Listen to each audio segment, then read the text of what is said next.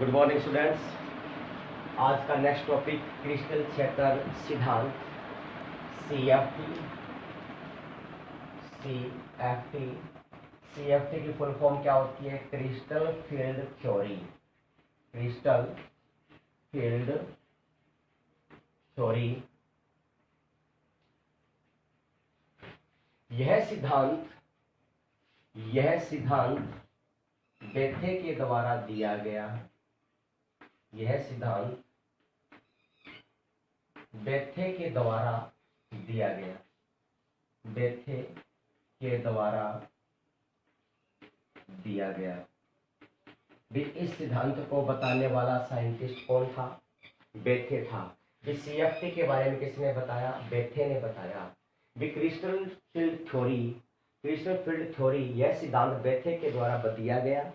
इस सिद्धांत के मुख्य बिंदु निम्न प्रकार है। यानी यह सिद्धांत हमें क्या बताता है? हमने कल पढ़ा वैलेंस बॉन्ड थ्योरी। तो वैलेंस बॉन्ड थ्योरी में हमने ये कहा कि केंद्रीय परमाणु और लिगेंड के बीच में क्या होता है? उपसहसंयोजक आबंध होता है। लेकिन ये जो सीएफटी है, क्रिस्टल फील्ड थ्योरी है, यह हमें क्या बताती है कि केंद्रीय परमाणु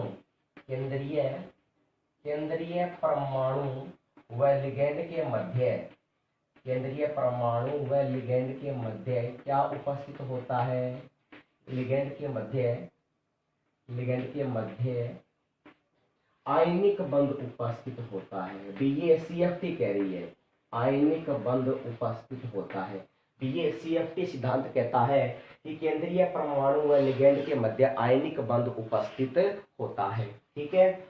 अब ये क्या कह रहा है? भी ये सिद्धांत हमें किसके बारे में फोकस कर रहा है? भी सबसे पहले हमने कल पढ़ा वीबीटी। तो वीबीटी के बाद हमने क्या पढ़ा? क्रिस्टल फील्ड थ्योरी या क्रिस्टल क्षेत्र सिद्धांत। यह सिद्धांत बेथे के द्वारा दिया गया। और बेथे ने किस बात पर फोकस किया? बेथे ने कहा कि केंद्रीय परमाणु व लिगेंड के मध्य कौन सा आबंध पाया जाता है? आयनिक आबंध या स्थिर वैद्युत आकर्षण बल पाया जाता है।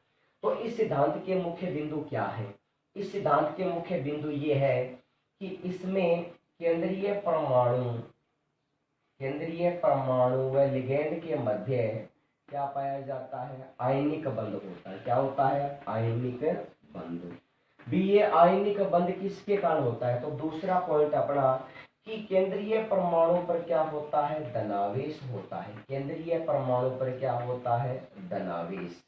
ठीक है। बीजे आयनिक बंध किसके कारण होता है? कि केंद्रीय परमाणु पर तो धनावेश होता है और लिगेंड पर क्या होता है? ऋणावेश। क्या होता है? ऋणावेश।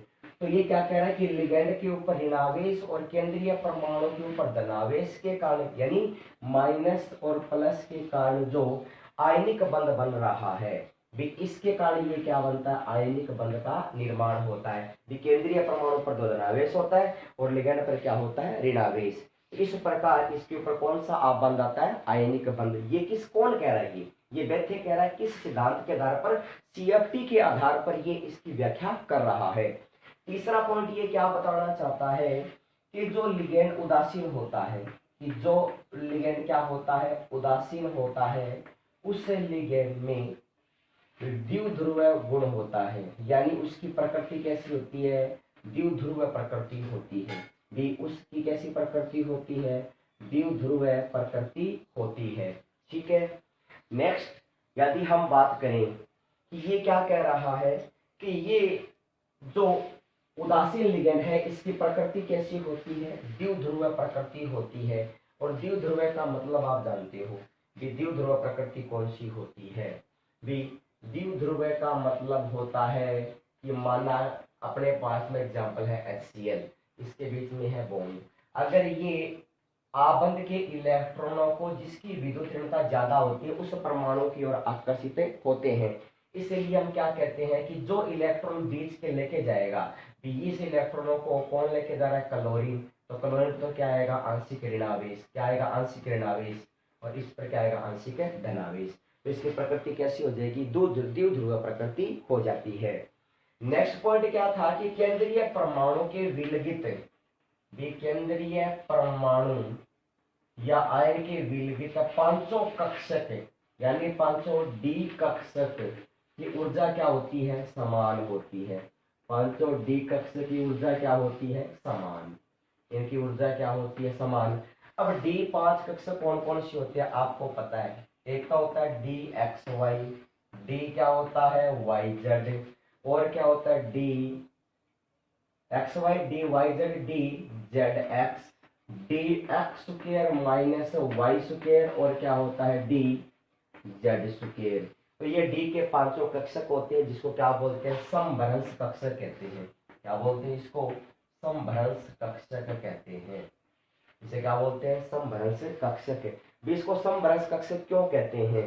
भी किसी भी कक्षक के जितने भी कक्षक है, उन सभी कक्षकों के पांचों डी कक्षकों की ऊर्जा क्या होती है? समान होती है। अपने पास में डी कक्षक है, डी कक्षक के जितने भी भाग हैं या जितने कक्षक हैं, उस डी ऑर्बिटल के उन सभी की ऊर्जा क्या होती है? समान होती है। अतः इनको क्या बोलते हैं? समभ्रंश कक्षक कहते हैं। क्या बोलते हैं? समभ्रंश कक्षक। अब ये क्या कह रहा है कि ये जो अपने पास में कक्षक होते हैं, इनका क्या होता है? विपाटन। विपाटन का मतलब होता है विभाजन। क्या होता है? विपाटन का मतलब क्या होता है? इसका विभाजन होता है। ठीक है। भी कहने का मतलब ये जो कक्षक हैं और ये जो कक्षक हैं, ठीक है, ये जो कक्षक है वो लिगैंड के विचलन की दिशा में आते हैं। ये लिगैंड के क्या होते हैं? विचलन की दिशा में आते हैं। ठीक है। क्योंकि ये अपने विन्यास से हटकर होते हैं या इनके विन्यास पर नहीं होते हैं, इस कारण ये क्या करते हैं? अधिक प्रतिकर्षित करते हैं, एक दूसरे को क्या करते हैं? प्रतिकर्षित। यानी जो डी कक्षक के जो इलेक्ट्रॉन है और जो लिगैंड के इलेक्ट्रॉन है, वो एक दूसरे को क्या करते हैं? प्रतिकर्षित करते हैं। क्या करते हैं? प्रतिकर्षित। ठीक है। तो हमने पढ़ा बी CFT के बारे में।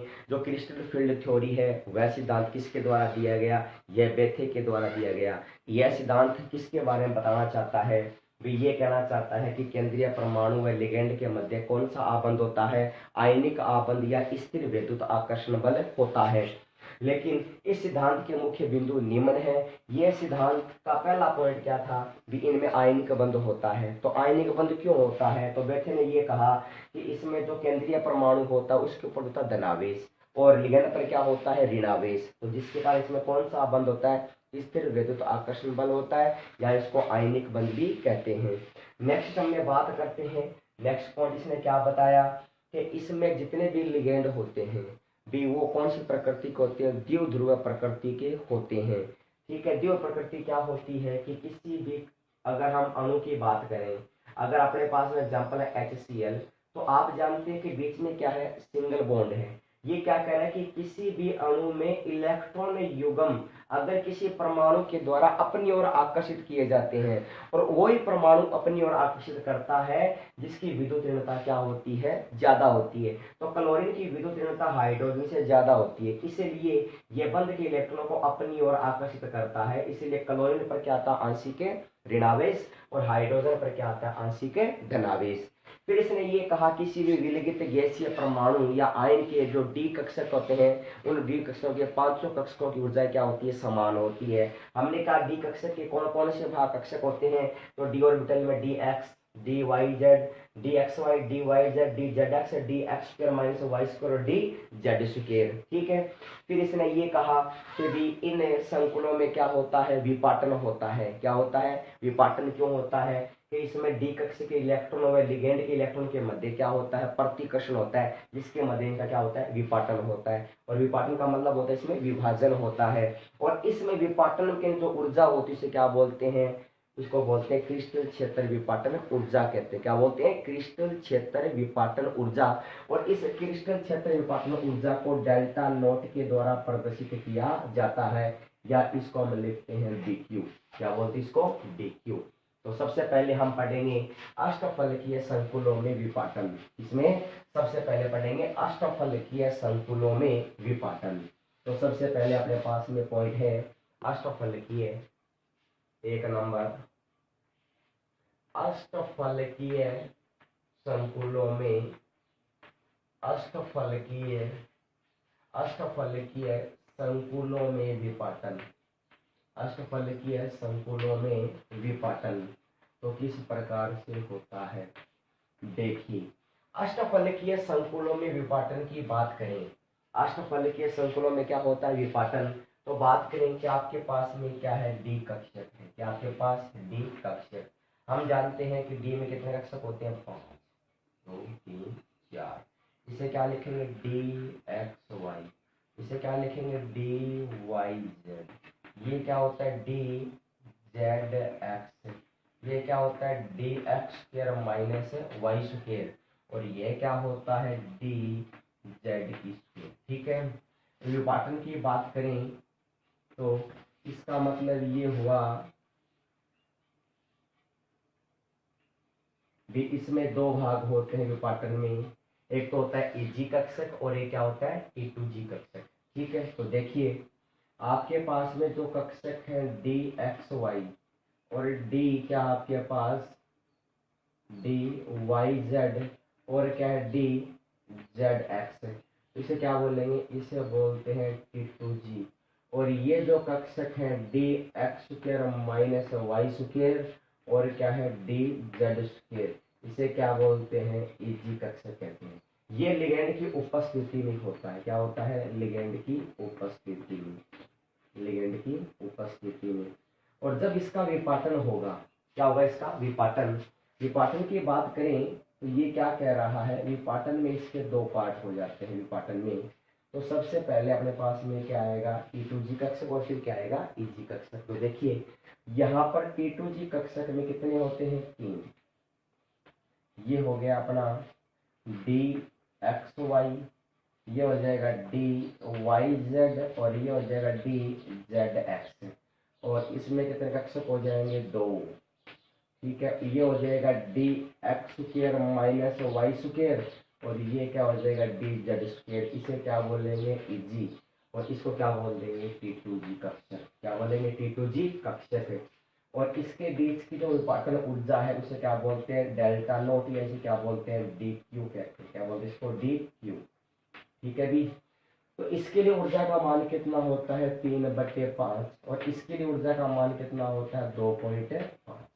ठीक है, तो ये क्या कह रहा है कि क्रिस्टल क्षेत्र विपाटन, अगर हम बात करें क्रिस्टल क्षेत्र विपाटन की, तो सबसे पहले हम पढ़ेंगे अष्टफलकीय संकुलों में विपाटन, इसे पढ़ेंगे अष्टफलकीय संकुलों में विपाटन। अष्टफलकीय संकुलों में विपाटन हम जानते हैं कि डी कक्षक होता है, उस डी कक्षक के 500 कक्षकों की ऊर्जाएं क्या होती है समान होती है, उसको हम क्या बोलते हैं समभ्रंश कक्षक कहते हैं। भी आपके पास हम ये कह सकते हैं कि ये तो अपने पास में क्या हो जाएगा T2G और यह कक्षक क्या हो जाएगा अपने पास में EG, क्या हो जाएगा EG। तो हम बात करें डी के 500 कक्षक की, डी ऑर्बिटल, ये अपने पास में T2G और ये कक्षक क्या है EG। ठीक है, और ये हो गया अपने पास बढ़ती हुई ऊर्जा, ये क्या हो गया आपके पास एनर्जी हो जाएगी। ठीक है, तो ये क्या कह रहा है, देखिए स्टूडेंट्स नेक्स्ट है अष्टफलकीय संकुलों में विपाटन, जो हम पढ़ रहे थे। हमने कहा कि अपने कक्षक के लिए बढ़ती हुई ऊर्जा, और इसके लिए हमने 500 डी के 500 कक्षक बनाए, डी एक्स वाई क्या बनाए हमने d x y d y z d z x d x square minus y square d z square, तो इसको हम क्या बोलते हैं T2G कक्षक और इसे क्या बोलते हैं EG कक्षक। अब हमने कहा कि लिगेंड की उपस्थिति में जब इनका क्या होगा विपाटन होगा, क्या होगा इनका विपाटन होगा, तो इसके लिए d x square minus y square है और डी जेड स्क्वायर है, इसे क्या बोलते हैं EG कक्षक। और ये जो d x y d y z और डी जेड एक्स, इसे क्या बोलेंगे T2G कक्षक। तो इसके लिए ऊर्जा का मान कितना होता है 3/5, या इसको हम 0.6 लिख सकते हैं और इसको हम क्या लिख सकते हैं 0.4। ठीक है, तो ये था अष्टफलकीय संकुलों में विपाटन। तो अष्टफलकीय संकुलों विपाटन हम कह सकते हैं कि अष्टफलकीय संकुलों में विपाटन के आधार पर कहें तो डी के जो 500 कक्षक हैं उनकी ऊर्जाएं समान होती हैं, क्या बोलते हैं समभ्रंश कक्षक कहते हैं। और इनमें जो लिगेंड के इलेक्ट्रॉन और डी कक्षक के इलेक्ट्रॉन के मध्य क्या होता है प्रतिकर्षण अधिक होता है। अष्टफलकीय संकुलों में केंद्रीय परमाणु से 6 लिगेंड क्या है उपसहर के 6 लिगेंड आबंध के द्वारा जुड़े हुए रहते हैं। विकेंद्रीय परमाणु में 6 लिगेंड अष्टफलकीय ज्यामिति के अंदर बंधे हुए रहते हैं, या केंद्रीय परमाणु के साथ में 6 लिगेंड क्या बनाते हैं आबंध बनाते हैं। ठीक है, फिर ये क्या कह रहा है कि अष्टफलकीय अष्टफलकीय संकुलों में प्रबल लिगेंड व दुर्बल लिगेंड क्या होता है? एक तो होता है प्रबल लिगेंड, ठीक है, और एक क्या होता है? दुर्बल लिगेंड। तो प्रबल लिगेंड होता है, इसमें क्या होता है? इलेक्ट्रॉनों का युग्मन होता है। इसमें इलेक्ट्रॉनों का क्या होता है? युग्मन। तो इस इलेक्ट्रॉनों का युग्मन होता है और इसमें इलेक्ट्रॉनों का युग्मन नहीं होता, ठीक है। इसलिए क्या कहते हैं कि इनका विपाटन क्या होता है? अधिक। इनका विपाटन क्या होता है? अधिक होता है। और इनका विपाटन क्या होता है? कम होता है। इनका विपाटन क्या होता है? कम। दुर्बल लिगेंड होता है, उनका विपाटन कम होता है। जो प्रबल लिगेंड होते हैं उनका विपाटन क्या होता है? अधिक होता है। तो इस प्रकार हम कह सकते हैं कि अष्टफलकीय संकुलों में क्या होता है? विपाटन। डी कक्षकों की जो ऊर्जाएं होती है वो क्या होती है? समान हो, इसका समभ्रंश कक्षक कहते हैं। अब ये क्या कह रहा है कि डी के पांचों कक्षक है, उनका अलग अलग होने का कारण क्या है? विपाटन क्यों हो रहा है? तो विपाटन हम कह सकते हैं कि इसके पांचों कक्षक ऊर्जा तो समान है, लेकिन समस्या क्या आ रही है? समस्या यह आ रही है कि d x square minus y square और डी जेड स्क्वायर है, वो क्या है? लिगेंड के विचलन की दिशा में आते हैं, जिसकी वजह से इनका क्या होता है? विपाटन होता है। इसीलिए क्या करते हैं? लिगेंड के इलेक्ट्रॉन व डी कक्षक के इलेक्ट्रॉन एक दूसरे को क्या करते हैं? प्रतिकर्षित करते हैं, भी रिफ्लेक्स करेंगे। इसको रिपल्सन कह सकते हैं अपन, कि रिपल्सन करते हैं एक दूसरे को। इस कारण हम कहते हैं कि ये तो क्या कहलाएगा? कक्षक T2G, और ये कक्षक क्या कहलाता है? Eg। क्या कहलाता है? Eg। और इसके बीच की जो ऊर्जा का अंतराल होता है वो कितना होता है? 10 होता है, ठीक है। और इसके लिए Eg कक्षक की ऊर्जा का मान कितना होता है? 3/5। ये इसको हम लिख देते हैं 0.6। और जो T2G कक्षक है उसके लिए मान कितना होता है? 2/5 या 0.4 ऊर्जा होती है, ठीक है। इस प्रकार हम आगे नेक्स्ट टॉपिक पढ़ेंगे। नेक्स्ट टॉपिक है अपना स्पेक्ट्रो रासायनिक स्पेक्ट्रो श्रेणी या स्पेक्ट्रो रासायनिक श्रेणी क्या होती है? स्पेक्ट्रो रासायनिक श्रेणी देखिए, स्पेक्ट्रो रासायनिक श्रेणी, स्पेक्ट्रो रासायनिक श्रेणी, स्पेक्ट्रो रासायनिक श्रेणी क्या होती है? भी किसी भी उपसहसंयोजक यौगिक में, या हम कह सकते हैं कि लिगेंड को उनकी बढ़ती हुई क्रियाशीलता के आधार पर जो लिखा जाता है उसको हम क्या बोलते हैं? स्पेक्ट्रो रासायनिक श्रेणी कहते हैं। भी लिगेंड को उनकी बढ़ती हुई क्रियाशीलता के आधार पर, लिगेंड को बढ़ती हुई क्रियाशीलता के आधार पर व्यवस्थित करना क्या कहलाती है? स्पेक्ट्रो रासायनिक श्रेणी कहलाती है। जैसे प्रबल लिगेंड होता है और क्या होता है? दुर्बल लिगेंड, ठीक है। इसके लिए मैं आपको एक टेबल बनाकर दूंगा जो प्रबल लिगेंड व दुर्बल लिगेंड होंगे, ठीक है। तो स्पेक्ट्रो रासायनिक श्रेणी में देखिए H2O है, क्या है? H2O। जो H2O से पहले होंगे, जैसे अगर हम बात करें आयोडीन हो गया, ब्रोमीन हो गया, ठीक है, आइसोथायोसाइनेट हो गया, ठीक है, H2 हो गया, नाइट्रेट हो गया, ठीक है, ये सब किसमें आते हैं? दुर्बल लिगेंड में। और प्रबल लिगेंड में कौन आता है? ADTA आ गया, ठीक है, एमीन आ गया, NH3, ठीक है, H2O हो गया, ये सब किसमें आते हैं? प्रबल लिगेंड। तो ये सब क्या है? प्रबल लिगेंड है। आप जानते हैं कि प्रबल लिगेंड में इलेक्ट्रॉनों का युग्मन होता है। क्या होता है? इलेक्ट्रॉनों का युग्मन होता है। अगर इसमें इलेक्ट्रॉनों का युग्मन होगा तो ये क्या होते हैं? निम्न चक्रण होते हैं। ये क्या होता है? निम्न चक्रण होता है, ठीक है। जबकि इसमें क्या होता है? चक्रण क्या होता है? उच्च होता है। इसमें चक्रण क्या होता है? उच्च चक्रण, ठीक है। कारण क्या है उच्च चक्रण होने का? ये आपको पता है कि डी कक्षक के पांचों कक्षक में देखिए, अगर ऐसी स्थिति आ जाए, डी के 5 कक्षक हैं और पांचों कक्षक में इलेक्ट्रॉन क्या हो जाते हैं? युग्मित हो जाते हैं। देखिए इलेक्ट्रॉन क्या हो जाएंगे? युग्मित हो जाएंगे। तो ये इलेक्ट्रॉन युग्मित हो गए तो चक्रण क्या होगा? निम्न होगा, ठीक है। लेकिन अगर इसी के बाद में अगर ऐसे कह दें कि 2 अयुग्मित इलेक्ट्रॉन है तो दोनों की दिशाएं क्या है? भिन्न भिन्न है। इसका मतलब ये अयुग्मित इलेक्ट्रॉन है तो इनका चक्रण क्या होगा? उच्च होगा, ठीक है। तो इनका चक्रण क्या होता है? उच्च होता है। तो हम कह सकते हैं कि स्पेक्ट्रो रासायनिक श्रेणी क्या होती है? स्पेक्ट्रो रासायनिक श्रेणी का मतलब होता है कि लिगेंड को उसकी बढ़ती हुई क्रियाशीलता के आधार पर व्यवस्थित करना क्या कहलाती है? स्पेक्ट्रो रासायनिक श्रेणी कहलाती है। पेट्रोल में बात करते हैं कि कुछ होते हैं प्रबल लिगैंड और कुछ क्या होते हैं दुर्बल लिगैंड। जो प्रबल लिगैंड होते हैं उनका युग्मन हो जाता है, लेकिन दुर्बल लिगैंड का युग्मन नहीं होता। इसका मतलब भी दुर्बल लिगैंड है उसमें डी कक्षक भाग नहीं लेता, लेकिन प्रबल लिगैंड में डी कक्षक भाग लेता है। लेकिन ये आपको याद रखना है कि प्रबल लिगैंड होता है वो तो होता है निम्न चक्रण, और दुर्बल लिगैंड क्या होता है उच्च चक्रण होता है। ठीक है, तो आगे हम नेक्स्ट पढ़ेंगे। नेक्स्ट अपने पास में टॉपिक है चतुष्फलकीय संकुलों में विपाटन। चतुष्फलकीय संकुलों में विपाटन। चतुष्फलकीय, देखिए दूसरा पॉइंट अपना चतुष्फलकीय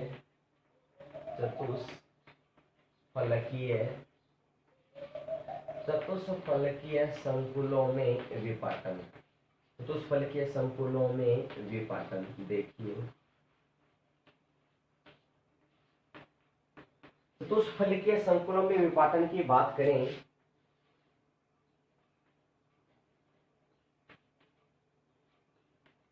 तो ये क्या कह रहा है कि चतुष्फलकीय संकुलों में अगर हम बात करें तो डी 1 2 3 4, तो कक्षक इसको हम क्या बोलेंगे डी एक्स वाई, ये हो जाएगा डी वाई जेड, ये हो जाएगा डी जेड एक्स, ये हो जाएगा d x square minus y square, और ये हो जाएगा डी जेड स्क्वायर। ठीक है, लिगेंड की उपस्थिति में अगर इन कक्षकों की बात करें 1 2 3 4, देखिए नेक्स्ट ये अपने पास में क्या होगा डी एक्स वाई, ये क्या होगा डी वाई जेड, ये क्या होगा डी जेड एक्स, और ये क्या होगा d x square minus y square, और ये क्या होगा डी जेड स्क्वायर। ठीक है, जब इस कक्ष का हम क्या करेंगे विपाटन करेंगे, क्या करेंगे विपाटन, तो देखिए विपाटन में हम बात करते हैं कक्षकों की।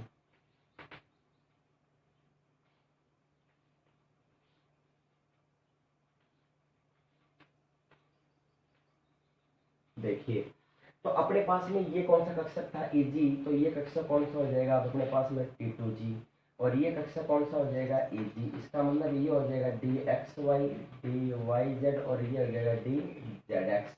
और इसके लिए ऊर्जा का मान कितना होगा 3/5, तो इसके लिए कितना होगा 2/5, और ये क्या होगा 10 क्या आ जाएगा डी क्यू आ जाएगा। ठीक है, तो चतुष्फलकीय संकुलों में T2G कक्षक होता है वो Eg कक्षक से क्या होता है अधिक प्रतिकर्षित होता है, और इसमें इलेक्ट्रॉनों का युग्मन नहीं होता है, इसमें इलेक्ट्रॉन का युग्मन नहीं होता है। ठीक है, अतः इनकी ऊर्जा का मान भी क्या होता है उच्च होता है। क्या होता है ऊर्जा का मान उच्च होता है। ठीक है, तो चतुष्फलकीय संकुलों में क्या होता है इलेक्ट्रॉनों का विपाटन होता है। क्या होता है विपाटन। ठीक है, नेक्स्ट अगर हम बात करें भी ये चतुष्फलकीय सम कंपाउंड है इनका विपाटन हो रहा है। ठीक है, अगर हम बात करें नेक्स्ट टॉपिक पर आते हैं, देखिए चतुष्फलकीय संकुलों के साथ नेक्स्ट टॉपिक पर मिलते हैं अपने क्रिस्टल क्षेत्र